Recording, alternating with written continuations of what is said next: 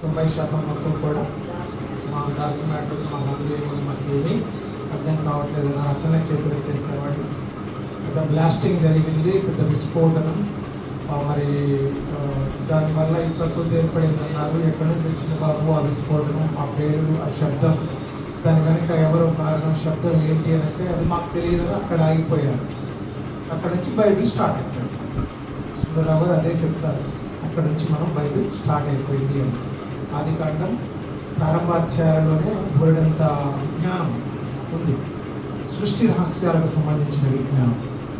కనుక ఈ అన్నిటికీ కట్టడ ఒక టీవీని మనం దాన్ని కంట్రోల్ చేయాలని, ఆఫ్ చేయాలన్నా, ఆన్ చేయాలన్నా ఒక రిమోట్లో ఎలా ఆ రిమోట్ని మనం ఎలా యూజ్ చేస్తామో ఈ అంతరిక్షానికి కానీ మిగతా అన్నిటికీ కానీ అవి కట్టడిలో ఉండాలంటే దానికి సంబంధించిన రిమోట్ అనేది భూమి పైన పెట్టాడండి దేవుడు.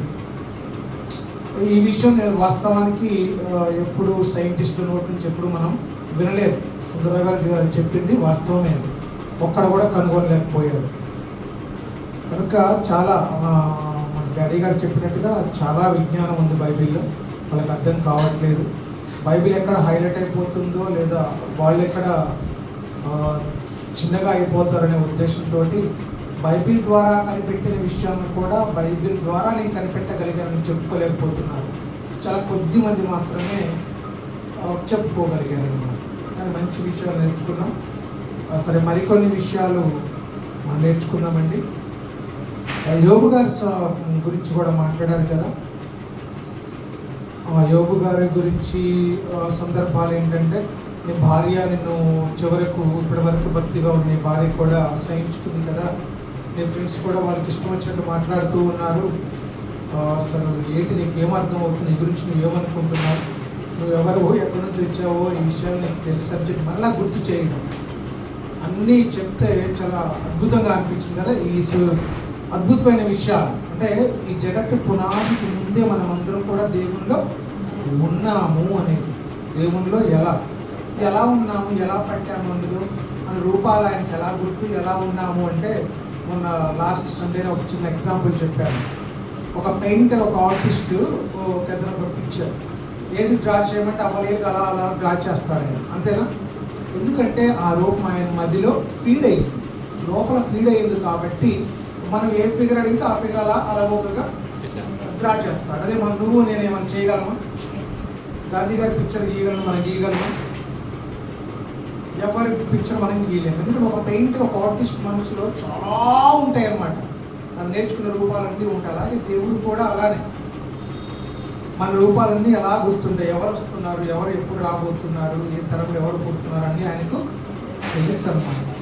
ఇదొక అద్భుతమైన సందర్భం. ఈ సందర్భం చెప్పారు డాడీ గారు, చాలా మంచిది. దానికి కొంచెం కొనసాగింపుగా కొన్ని మాటలు నేను మాట్లాడతాను. తదనంతరం మన ప్రభుత్వ కార్యక్రమాలకు వెళ్దాం. చెప్పినట్టుగా సుందరరావు గారు పగలు ప్రతీకారాలతో రగిలిపోతూ ఉన్నారా అంటే రగిలిపోతూ ఉన్నారు. ఇంతకు దేశాల మధ్యనైనా, రాష్ట్రాల మధ్యనైనా, జిల్లాల మధ్యనైనా, ప్రాంతాల మధ్యనైనా ఈ పగలు ప్రతీకారాలు అంటే చివరికి క్రైస్తవ సంఘాలలో కూడా రాలేదంటారు. చెప్పండి, క్రైస్తవ సంఘాలలోకి వచ్చాయి.